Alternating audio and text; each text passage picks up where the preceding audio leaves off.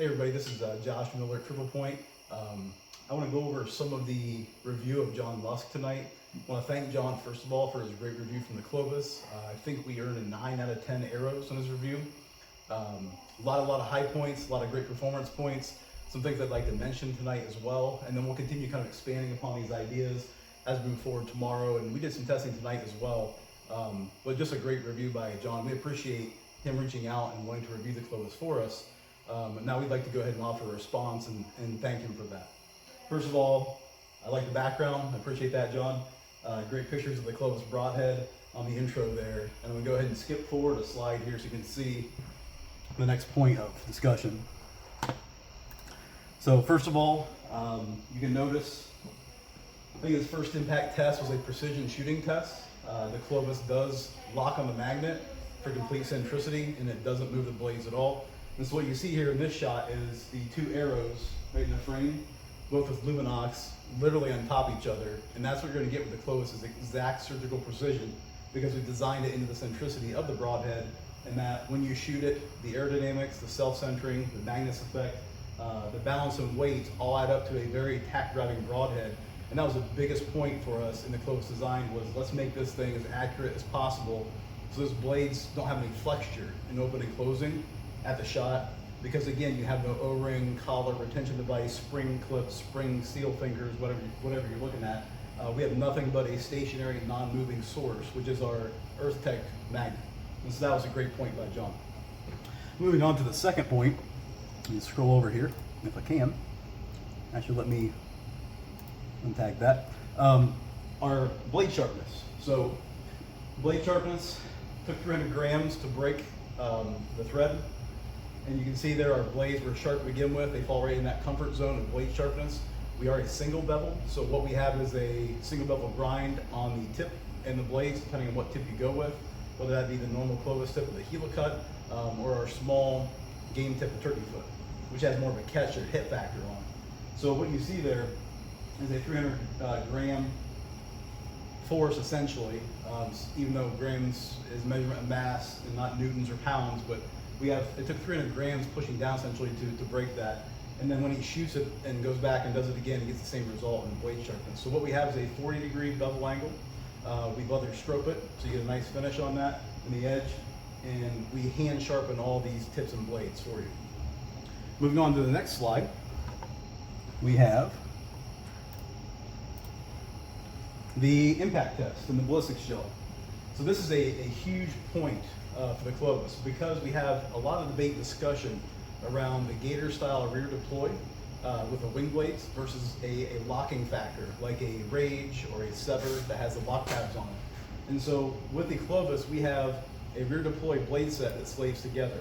And what you're going to notice is the ballistics gel, which looks like the same, I think, size ballistics gel that we use here at TriplePoint Outdoors. Ballistics gel has one purpose, and that is to impede, resist, and have huge amounts of friction to stop bullets, essentially. Also stop arrows. And what people have found is, with YouTube tests and reviews in general, ballistics gels do not mimic tissue and organs in animals or bone. They're great for stopping arrows. They're not great for showing penetration and cut. And so what I came up with is a way to get around that. Because when you shoot a Bowtech or a Matthews like mine, you're gonna get what we got here, which is about 8 inches of penetration. And you're gonna see most mechanical broadheads don't get a lot of penetration through the ballistics gel, and they don't open real well, okay? What you wanna do is shoot that with a Raven or a high-speed crossbow. Because when you do that, which is what we've done, you're gonna see the Clovis go all the way through the ballistics gel longitudinally, and you're gonna see that translational energy carry through, and Clovis punctures the other end and comes out about 2 inches. And then what you'll see is that nice opening and helical cut through the ballistics gel, because the higher speed crossbows have enough kinetic energy to push through the medium like a game animal and then open up properly. If you shoot ballistics gel with a Matthews, a compound bow of lesser speed, you're always going to get this result where the arrows don't penetrate very far. Fixed blade, mechanical head, doesn't matter, you're going to get that result. With the Clovis, when you saw the Russian boar, the ram, the antelope, the white-tailed deer, you saw complete pass-throughs like butter, you saw arrows in the ground on the other side, you saw massive entrance and exit wounds because tissue, when it cuts, opens up. Ballistics gel seals behind it, and so what you have is the arrow traveling forward, hitting and then the gel opening, but then quickly sealing around the shaft and dragging to slow it down, which is good because when you're shooting in an indoor range, you want that, but it definitely does not mimic animal tissue, and we've definitely seen this with our results versus an actual animal, very different results. When you have that pressure going through, it's always open. And when you have that pressure, I can grab my demo model here for you. Quickly grab this, please show you. So here's a model of the Clovis. And when you have that pressure on initial hit, it's gonna blow the blades open like so, okay? And because we have a magnet back here, if this encounters a bone on this side, it's gonna allow that bone to pivot and fold in. However, on the opposite side, if you look closely, you have a wing blade still exposed. You also have a cutting blade that is now hyperextended on the opposite side and cutting harder. This wing blade that's still exposed is still under a lot of pressure, way more than 3 pounds. So as soon as that other blade gets past the bone, she slays right back together and continues through the animal, as we've seen with every single animal that we've shot. And so whether you get one side folding in or the other, what John didn't realize and probably just didn't know, and I learned this as well, is that when that other wing blade butt is exposed, it's also under constant pressure and therefore going to flick back open on the other side. And that's what we found with all of our testing results. Going on to the next slide, we saw the 3 MDF shots, also the cardboard layers. I think we went through 51 layers of cardboard. The Clovis has extreme penetration. That's part of the issue with the Clovis that we want to design into it. It's different than a lot of the broadheads. It takes a lot less force to open, and it also holds the blades more securely than a mechanical broadhead in the market. You cannot even shake them open. And on an impact, it takes 3 pounds to blow open the cutting blades.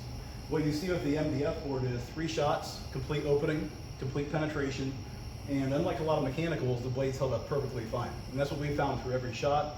I actually have yet to bend or break a blade of the Clovis. We built the blades at a 39 thousandths inch thick stainless steel, as well as a tip blade. And what that allows us to do is hold some of the thickest blades in the market that are substantial, durable, and also overlap. So what you see with the Clovis, again with the model, is when an impact occurs, the wing blades instantaneously pop open. What you also have is each wing blade butt double overlapping the holes that are in the wing blades. What this adds is a double thickness essentially in that area for support of pivot when it's rotating and helically moving. So what you get is a wing blade that is about 80 thousandths inch thick right at the edges out to past the holes. And if you'll notice, the wing blades always cover the holes. They also curve, okay? So you have maximum surface area of cutting power, and they also never extend out past each other at full deployment. You don't have any butts sticking out, ragging on the animal. And then also what you have with the Clovis is the leading tip is quite a distance from, close it up here, from the wing blades. And what that allows is, when it's coming in and hitting an animal, you're gonna get initial cut and penetration before deploying the cutting blades. On some broadheads, this leading tip, or the tip of the broadhead, is really close to the wing blades. And then what can happen is on an angled shot, you'll get the wing blade engaging almost when the tip does, and you'll get a deflected arrow potentially, or possibly. I'm not saying you will, but you could. And so we wanted to try to prevent that with the Clovis with this design of the leading tip cutting, a secure landing spot, inserting itself. And to be honest with you, our tip is so strong with this 39 thousandths inch thick metal and being single bevel, and also when you have this key lock system wrapping around the ferrule, it distributes that stress evenly with this flat back that goes in the insertion with our modular system. So what you have is a nice even stress put on the blade, and I have yet ever to see a blade, a tip on the Clovis, even in the concrete, curl at all. It might curl at the very tip in the concrete. I've never seen it curl. It's so strong, it's unbelievable, and that's a attribute of our single bevel sharpening. The next slide is probably one of the most important, and that is where we saw the 18 gauge steel, and we saw, it looks like the blade's breaking. You can see it on this video. I don't know why that happened, because I've never had it happen. I'm attributing it maybe to, we talked to some people, maybe going through the MDF 3 times and all the testing before weakened them a little bit. I'm not saying it couldn't in a concrete or something. I've never personally had a blade snap and break like that. I shot it in the 18 gauge steel tonight. I shot it 4 or 5 different broadheads through. Every broadhead was fine that I pulled out. You can see it on our Facebook page in the videos. I had one broadhead that had a left blade that started to bend a little bit. but it's also 18 gauge steel, and that's a very hard impact test.